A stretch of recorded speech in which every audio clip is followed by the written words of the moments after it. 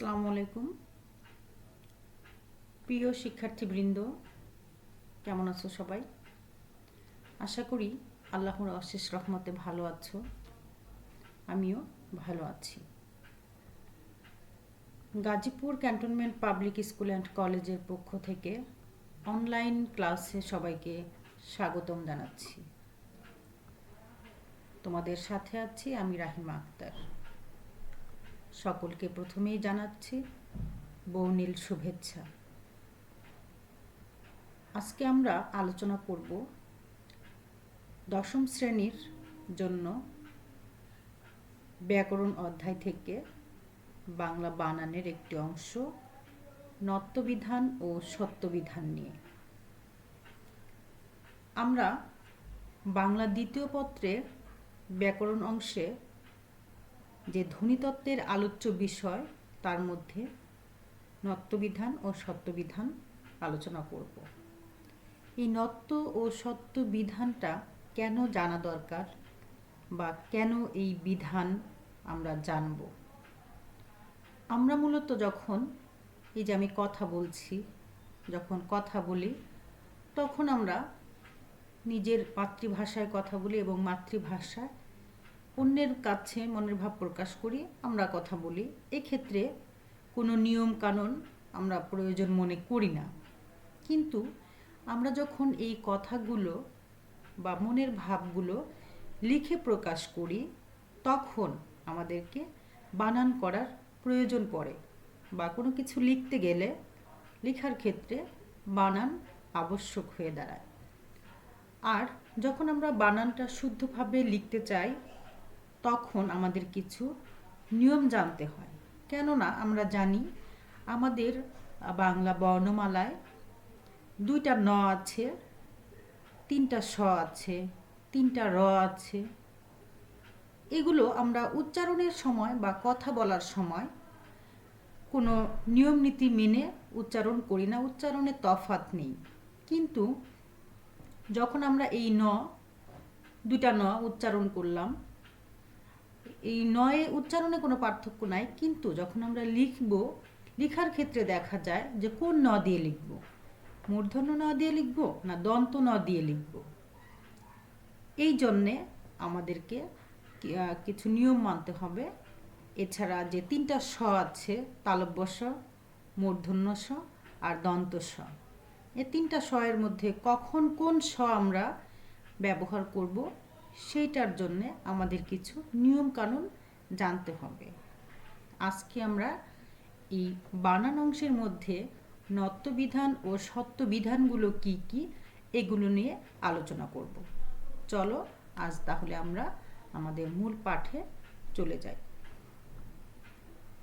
আমরা আজকের এই পাঠের মাধ্যমে জানতে পারব বানান কাকে বলে, বানানের প্রয়োজনীয়তা কি, নত্য ও সত্য বিধান কাকে বলে, নত্য ও সত্য বিধানের নিয়মগুলো কি কি। প্রথমে আমরা আলোচনা করব বানান নিয়ে। বানান হচ্ছে আমরা যে বাগধ্বনিগুলো উচ্চারণ করি, সেগুলো বর্ণ বা হরফের সাহায্যে লিখিত রূপ দেওয়ার প্রক্রিয়াই হচ্ছে বানান। অর্থাৎ আমাদের বাগধ্বনিগুলো বর্ণ বা হরফের সাহায্যে লিখিত রূপ দেওয়ার প্রক্রিয়াকে বলা হয় বানান। অথবা আমরা বলতে পারি শব্দের অভ্যন্তরীণ সুবিন্যস্ত বর্ণবিন্যাসকে বানান বলে। যেমন বানান শব্দটা যদি আমরা লিখতে যাই, তখন আমাকে লিখতে হবে ব যুক্ত আকার, ন যুক্ত আকার, ন, বানান। কলম, কলম শব্দটি বানান করতে গেলে আমাদেরকে বলতে হবে ক ল ম, কলম। অর্থাৎ এই যে আলাদা আলাদা ধ্বনি বা বর্ণ আছে, স্বরধ্বনি আর ব্যঞ্জনধ্বনি, স্বরধ্বনি ব্যঞ্জনধ্বনি একত্রিত করে আমরা আমাদের শব্দগুলো লিখে থাকি। এই লেখার প্রক্রিয়ায় হচ্ছে বানান। বানান আমরা কেন জানব? ভাষার সামগ্রিক শৃঙ্খলা রক্ষা করার জন্য বানানের নিয়ম জানা প্রয়োজন। একই শব্দের একাধিক বানান বিভ্রান্তি দূর করার জন্য বানান জানতে হবে। শব্দের গাঠনিক রূপ কেমন হবে তা জানার জন্য বানান শেখা প্রয়োজন। সর্বপ্রথম বাংলা বানানের নিয়ম তৈরির ক্ষেত্রে উদ্যোগী ভূমিকা পালন করেন কলকাতা বিশ্ববিদ্যালয়। আমরা জানি রবীন্দ্রনাথ ঠাকুরের হাত ধরেই বাংলা বানানের নিয়ম চালু করার একটা প্রক্রিয়া শুরু হয়। সেটা শুরু করে 1936 সালে কলকাতা বিশ্ববিদ্যালয় উদ্যোগ গ্রহণ করে একটা নিয়ম প্রণয়ন করার ব্যবস্থা গ্রহণ করেন। 1936 সালে প্রথম কলকাতা বিশ্ববিদ্যালয় বাংলা বানানের নিয়ম বেঁধে দেওয়ার ক্ষেত্রে উদ্যোগী ভূমিকা পালন করেন। এরপরে বাংলাদেশে আমাদের জাতীয় শিক্ষাক্রম ও পাঠ্যপুস্তক board, national curriculum and text book board 1988 সালে বাংলা বানানের একটি নীতিমালা প্রণয়ন করে। কারণ আমাদের যে পাঠ্যপুস্তক আছে সেই পাঠ্যপুস্তকের সর্বস্তরে যে বানানগুলো সেগুলো যেন একই রকম হয় এবং বানান শুদ্ধ হয়, সেই কারণে NCTB, national curriculum and text book board, জাতীয় শিক্ষাক্রম ও পাঠ্যপুস্তক বোর্ড 1988 সালে একটি নীতিমালা প্রণয়ন করে, যেটা পাঠ্যপুস্তকের ক্ষেত্রে ব্যবহার করা হবে। এরপরে বাংলা একাডেমি, যে ভাষা গবেষণা প্রতিষ্ঠান, বাংলা একাডেমি বাংলা বানানের ক্ষেত্রে নিয়ম প্রচলন করেন 1992 সালের জানুয়ারি মাসে প্রথম প্রমিত বাংলা বানানের নিয়ম প্রণয়ন করে, যেটা আমরা এখন অনুসরণ করি। বাংলা একাডেমি পরিবর্তিত বাংলা বানানের নিয়ম। তাহলে চলো আমরা আজকে বাংলা বানানের নিয়মের ক্ষেত্রে একটা অংশ আছে নত্যবিধান ও সত্যবিধান, সেই আলোচনায় চলে যাই। প্রথমে আসি নত্যবিধানটা কি বা নত্যবিধানের সংজ্ঞা কি। আমরা জানি বিধান শব্দের অর্থ হচ্ছে নিয়ম। নত্যবিধান বা মূর্ধন্যয়ের ব্যবহারের নিয়ম। তৎসম শব্দে মূর্ধন্যয়ের ব্যবহারের নিয়মই নত্যবিধান। এখানে তোমাদেরকে বলে রাখি, নত্যবিধান প্রযোজ্য হবে একমাত্র তৎসম শব্দে। আর তৎসম শব্দে এই মূর্ধন্যয়ের ব্যবহারের ক্ষেত্রে যে নিয়মগুলো অনুসরণ করা হয় সেগুলোকেই বলা হয় নত্যবিধান। আমরা জানি আমাদের শব্দে, বাংলা ভাষার শব্দভাণ্ডারে 5 রকমের শব্দ আছে: তৎসম, অর্ধতৎসম, তদ্ভব, দেশি এবং বিদেশি। এই 5 প্রকার শব্দের মধ্যে একমাত্র তৎসম শব্দে নত্যবিধান প্রযোজ্য হয়, অর্থাৎ একমাত্র তৎসম শব্দেই মূর্ধন্যয়ের ব্যবহার রয়েছে। এছাড়া আমরা যে 5 প্রকার শব্দ বা 5 প্রকার পদ যে বাক্যে ব্যবহার করি, বিশেষ্য, বিশেষণ, সর্বনাম, অব্যয়, এই 5 প্রকার পদের মধ্যে একমাত্র ক্রিয়াপদে নত্যবিধান খাটে না। অন্যান্য পদে নত্যবিধানের নিয়ম অনুসরণ করা হয়। তাহলে আমরা জানলাম তৎসম শব্দে মূর্ধন্যয়ের ব্যবহার রয়েছে, অন্যান্য শব্দে মূর্ধন্যয়ের ব্যবহার নেই। আর পদের মধ্যে ক্রিয়াপদে ব্যবহার নেই নত্যবিধানের, অন্যান্য পদে নত্যবিধানের ব্যবহার রয়েছে। নত্যবিধানের নিয়মগুলো এবার আমি আলোচনা করছি একে একে। প্রথম নিয়মে আমরা বলতে পারি যুক্ত ব্যঞ্জনে, অর্থাৎ তৎসম শব্দে যুক্ত ব্যঞ্জনে টবর্গীয় বর্ণের পূর্ববর্তী দন্ত ন মূর্ধন্য ন হয়। অর্থাৎ তৎসম শব্দে যখন টবর্গীয় বর্ণ, টবর্গীয় বর্ণ মনে আছে? টবর্গীয় বর্ণ হচ্ছে ট, ঠ, ড, ঢ, মূর্ধন্য ন। আর এই টবর্গীয় বর্ণের ট, ঠ, ড এবং ঢ এর সাথে যুক্ত হবে যখন ন, তখন সেই নটা মূর্ধন্য ন হবে। আমরা বললাম একমাত্র তৎসম শব্দে নত্যবিধান প্রযোজ্য হবে।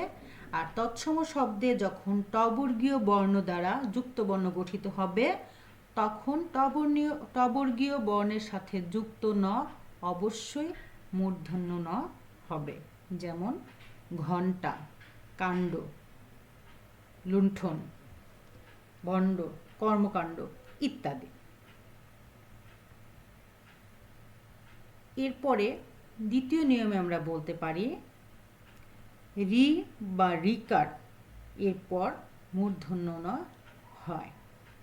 রি অথবা রিকারের পর মূর্ধন্য ন হয়, যেমন ঋণ, তৃণ, এগুলোতে অবশ্যই মূর্ধন্য ন হবে। বর্ণ, কারণ, এছাড়া রফলা এর পরে মূর্ধন্য ন হবে। রি বা রিকারের পরে মূর্ধন্য হবে, র বা রফলা এর পরে মূর্ধন্য ন হবে, র এর পর মূর্ধন্য ন হয়। অর্থাৎ আমরা যদি এইটাকে এই একটা বাক্যে বলি তাহলে রি বা রিকার র বা রফলা বা রেফের পর অবশ্যই মূর্ধন্য ন হবে।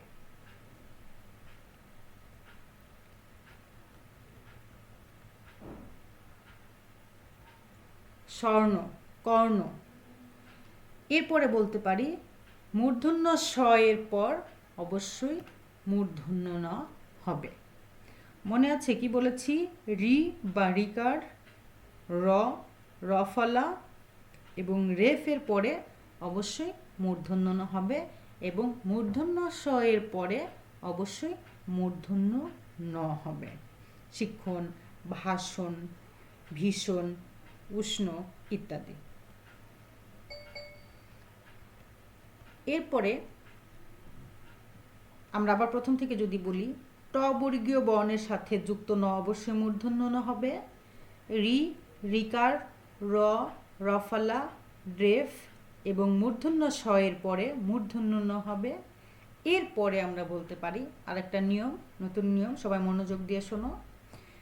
রি, র মূর্ধন্য স এর পরে যদি একটি স্বরধ্বনি থাকে এবং তারপরে যদি অন্তঃস্থ ব, হ অনুস্বার এবং এরপরেও যদি কবর্গীয় ও পবর্গীয় ধ্বনি থাকে তাহলে তার পরবর্তী দন্ত ন মূর্ধন্য ন হয়। আমরা জানলাম রি, র, স এর পরে অবশ্যই মূর্ধন্য ন হবে, কিন্তু দেখা গেল রি, র, স এর পরে যদি কোনো স্বরধ্বনি থাকে এবং সেই স্বরধ্বনির পরে যদি কবর্গীয় বর্ণ থাকে অথবা পবর্গীয় কোনো বর্ণ থাকে অথবা অন্তঃস্থ ব, হ অনুস্বার থাকে তাহলে তারপরে যদি ন বসে সেই নটাও মূর্ধন্য ন হয়। যেমন এখানে দেওয়া আছে হরিণ, র এরপরে রস্বই আছে বা একটি স্বরধ্বনি আছে, তারপরে নটা মূর্ধন্য ন হয়েছে। গ্রহণ, রফলা এরপরে হ আছে, এরপরে নটা মূর্ধন্য ন হয়েছে। ব্রাহ্মণ, ব্রাহ্মণ রফলের পরে হ আছে, এরপরে পবর্গীয় বর্ণ। পবর্গীয় বর্ণ কোনগুলো মনে আছে? প, ফ, ব, ভ, ম। অর্থাৎ আমাদের বাংলা বর্ণমালায় 5টি বর্গীয় বর্ণ আছে, ক বর্গীয়, চ বর্গীয়, ট বর্গীয়, ত বর্গীয়, প বর্গীয় বর্ণ এবং প্রত্যেকটা বর্গে 5টি করে বর্ণ আছে। ক বর্গীয় বর্ণের মধ্যে রয়েছে ক, খ, গ, ঘ, ঙ। আর প বর্গীয় বর্ণের মধ্যে আছে প, ফ, ব, ভ, ম। এখানে আমরা নিয়মে দেখলাম রি, র, স এর পরে যদি কোনো স্বরধ্বনি থাকে, এরপরে যদি অন্তঃস্থ ব, হ অনুস্বার থাকে এবং এরপরে যদি ক বর্গীয় ও প বর্গীয় বর্ণ থেকে যে কোনো একটি বর্ণ থাকে তারপরে ন মূর্ধন্য হবে।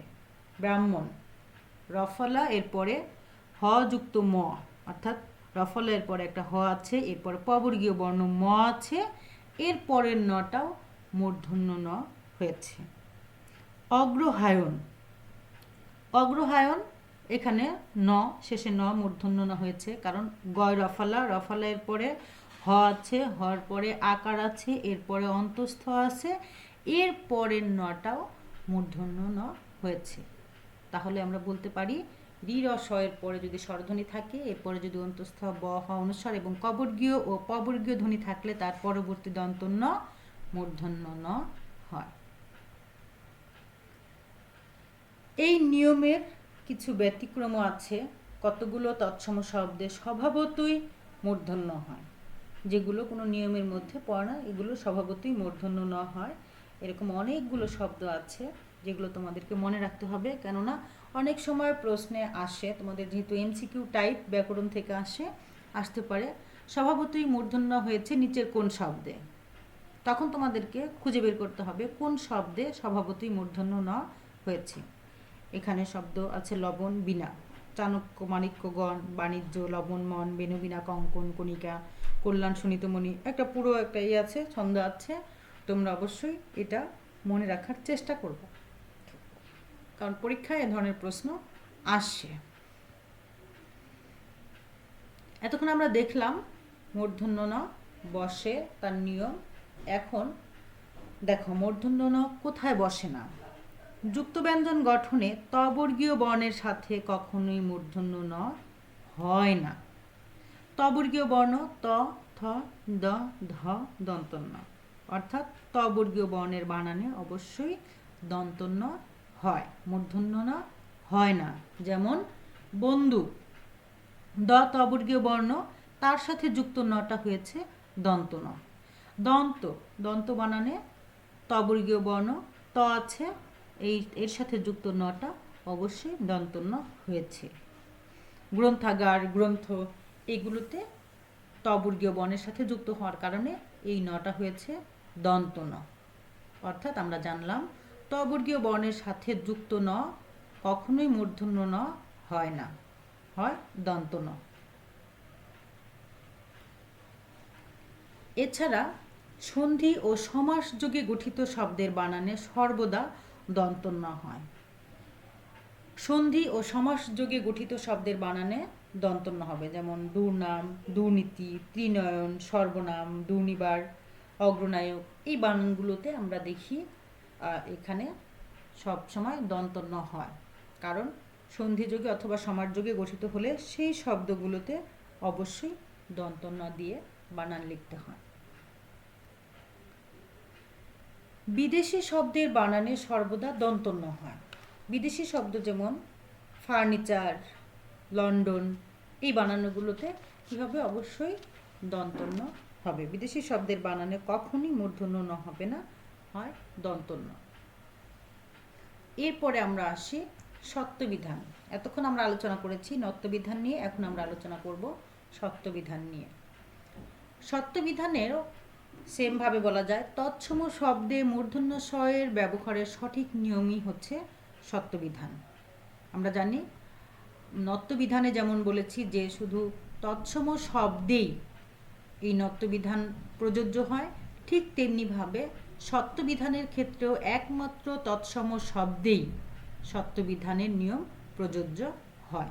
তাহলে আমরা সত্যবিধানের সংজ্ঞায় বলতে পারি, তৎসম শব্দে মূর্ধন্য ষ এর সঠিক ব্যবহারের নিয়মই সত্যবিধান। একমাত্র তৎসম শব্দে সত্যবিধান প্রযোজ্য হবে। তোমাদের প্রশ্ন আসতে পারে এমসিকিউ, কোন শব্দে সত্যবিধানের নিয়ম প্রযোজ্য হয়? তখন উত্তর হবে তৎসম শব্দে। অপশনে থাকতে পারে তৎসম, দেশি, বিদেশি, অর্ধ তৎসম, তখন সঠিক উত্তর হবে তৎসম শব্দে। অথবা প্রশ্ন আসতে পারে যে তৎসম শব্দে মূর্ধন্য ষ ব্যবহারের সঠিক নিয়মকে কি বলা হয়? সত্যবিধান। এখন সত্যবিধানের প্রথম বিধান বা প্রথম নিয়মে আমরা বলতে পারি, যুক্ত ব্যঞ্জনে তৎসম শব্দে টবর্গীয় বর্ণের সাথে যখন যুক্ত হবে তখন সেই শটা মূর্ধন্য ষ হয়। অর্থাৎ টবর্গীয় বর্ণের সাথে যুক্ত ষ অবশ্যই মূর্ধন্য ষ হবে। যেমন কাষ্ঠ, কষ্ট ইত্যাদি। এরপরে রি বা রিকারের পর অবশ্যই মূর্ধন্য ষ হয়। রি বা রিকারের পর অবশ্যই মূর্ধন্য ষ হয়, যেমন ঋষি, কৃষক, কৃষাণ, কৃষ্টি, দৃষ্টি ইত্যাদি। এছাড়া র এর পর অবশ্যই মূর্ধন্য ষ হয়। র বা রেফ আমরা যদি বলি বর্ষা, বর্ষণ, কর্ষণ ইত্যাদি, ঘর্ষণ, এই শব্দগুলোতে আমরা দেখেছি অবশ্যই মূর্ধন্য ষ হবে। তাহলে আমরা বলতে পারি রি বা রিকার এবং র এর পরে অবশ্যই মূর্ধন্য ষ হয়।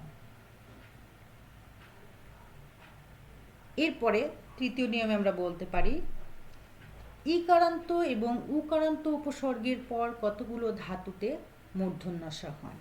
ইকারান্ত এবং উকারান্ত উপসর্গ, আমরা জানি বাংলা ভাষায় যে উপসর্গগুলো আছে সেগুলোর মধ্যে যে ইকারান্ত এবং উকারান্ত উপসর্গ থাকলে এগুলোর পরে অবশ্যই মূর্ধন্যস্ব হবে। ইকারান্ত উপসর্গ কি? যে উপসর্গের শেষে ই এর মতো উচ্চারিত হয়, যেমন প্রতি, অভি, এখানে কিন্তু ই উচ্চারণ হয়েছে। উকারান্ত উপসর্গ কি? উকারান্ত হচ্ছে শেষে উ উচ্চারণ হবে, যেমন অনু, সু, এগুলোতে উ উচ্চারণ হয়েছে, তাহলে ইকারান্ত এবং উকারান্ত উপসর্গের পর অবশ্যই মূর্ধন্য হবে। যেমন প্রতিষ্ঠান, অভিষেক, প্রতিষেধক, এগুলোতে কিন্তু প্রতি ইকারান্ত উপসর্গ বিধায় এর পরের শটা অবশ্যই মূর্ধন্য স হয়েছে। এছাড়া অনুষ্ঠান উকারান্ত উপসর্গ, এই কারণে কি হয়েছে? পরের শটা মূর্ধন্য স হয়েছে। সুষম, এগুলোতে মূর্ধন্য স হয়েছে। সু উকারান্ত উপসর্গ, এর পরের শটা মূর্ধন্য স হয়েছে। সুষম, সুষমা, সুষুপ্ত, এগুলোতে মূর্ধন্য স হয়েছে। তাহলে আমরা বলতে পারি নিয়মটা হচ্ছে ইকারান্ত এবং উকারান্ত উপসর্গের পর কতগুলো ধাতুতে মূর্ধন্য স হয়। এই নিয়মের বাইরে কতগুলো শব্দে স্বভাবতই মূর্ধন্য স হয়, অর্থাৎ যেগুলো এই নিয়মের মধ্যে পড়ে না, এগুলো তৎসম ভাষার শব্দ যেগুলোতে স্বভাবতই মূর্ধন্য স হয়। এইরকম শব্দগুলো আছে, যেমন ভাষা, ভাষণ, ওষুধ, ষড়ঋতু, ষড়যন্ত্র, উষা, পোষ ইত্যাদি। মানুষ, এই শব্দগুলোতে আমরা দেখি স্বভাবতই মূর্ধন্য স বসে। এছাড়া আছে আরবি ও ফার্সি শব্দে বা ইংরেজি শব্দে, অর্থাৎ বিদেশি শব্দের বানানে কখনোই মূর্ধন্য স হয় না। বিদেশি শব্দ যেমন আরবি, ফার্সি, ইংরেজি, এই শব্দগুলোর বানানে কখনোই মূর্ধন্য স হয় না, সবসময় অন্য স ব্যবহৃত হয়। যেমন পোশাক মূর্ধন্য স হয়েছে, মাস্টার, পোস্ট, এগুলোতে আবার দন্ত স হয়েছে, অর্থাৎ বিদেশি শব্দের বানানে কখনোই মূর্ধন্য স হবে না। যেমন জিনিস, পোশাক, মাস্টার, পোস্ট ইত্যাদি। এছাড়া সংস্কৃত 7 প্রত্যয়যুক্ত পদে কখনোই মূর্ধন্য স হবে না। 7 প্রত্যয়যুক্ত পদ যেমন অগ্নিস্বাদ, ভূমিস্বাদ, ধূলিস্বাদ, এগুলো তো কখনোই মূর্ধন্য স হবে না, দন্ত স হবে। তাহলে আমরা আলোচনা করলাম এতক্ষণ নত্যবিধান ও সত্যবিধান নিয়ে। এবার কোন ধরনের প্রশ্ন আসতে পারে সেটা নিয়ে আমরা এখন আলোচনা করব। তোমাদের আমি আগেই বলেছি ব্যাকরণ থেকে এমসিকিউ টাইপ, অর্থাৎ বহু নির্বাচনী প্রশ্ন থাকে, আমরা সেই অনুযায়ী অনুশীলন করব। যেমন প্রশ্ন হতে পারে, বাংলা বানানের নিয়ম বেঁধে দেওয়ার ক্ষেত্রে কোন প্রতিষ্ঠানটি অগ্রণী ভূমিকা পালন করে? বাংলা একাডেমি। নিচে কোন বানানটি সঠিক? বরণ, চরণ, হরণ, ধরন। নিচের কোন বানানটি সঠিক নয় হবে? নিচের কোন বানানটি সঠিক নয়? এখানে হচ্ছে ধরন। বিদেশি শব্দের বানানে কোন ন হয়? সর্বদা দন্ত ন হয়। তাহলে আজকের যে আলোচনা করলাম নত্যবিধান ও সত্যবিধান নিয়ে, আশা করি তোমরা এই আলোচনা বুঝতে পেরেছ। আর এই নত্যবিধান সত্যবিধান লেখার ক্ষেত্রে খুবই জরুরি, কারণ কোন ন কোন স কোথায় বসবে, আমরা এই নিয়মগুলো যদি মনে রাখতে পারি, এই নিয়মগুলো যদি আমাদের মাথায় থাকে বা আমাদের তটস্থ থাকে বা আমরা জানি, তাহলে কিন্তু খুব সহজেই এরকম বানান বিভ্রাট দূর করতে পারবো এবং শুদ্ধ বানানে লিখতে পারবো। আর এগুলো জানা খুবই জরুরি, কোথায় মূর্ধন্য দন্ত ন, কোথায় মূর্ধন্য স দন্ত স তালব্য স বসবে। কারণ বাংলা ভাষা আমাদের মাতৃভাষা, এই ভাষার শুদ্ধ প্রয়োগের ক্ষেত্রে আমাদেরকে যথেষ্ট সচেতন থাকতে হবে। তাহলে আমরা চেষ্টা করব এই নত্যবিধান ও সত্যবিধান এই নিয়মগুলো মনে রাখতে। আর তোমাদের বাড়ির কাজ থাকবে নত্য সত্যবিধানের 5টি করে নিয়ম লেখা, 5টি নত্যবিধান ও 5টি সত্যবিধানের নিয়ম অবশ্যই তোমরা লিখে রাখবে, এটা হচ্ছে তোমাদের বাড়ির কাজ। তাহলে সবাইকে অনেক অনেক ধন্যবাদ জানিয়ে আজকের পাঠ এখানেই শেষ করছি। ধন্যবাদ সবাইকে।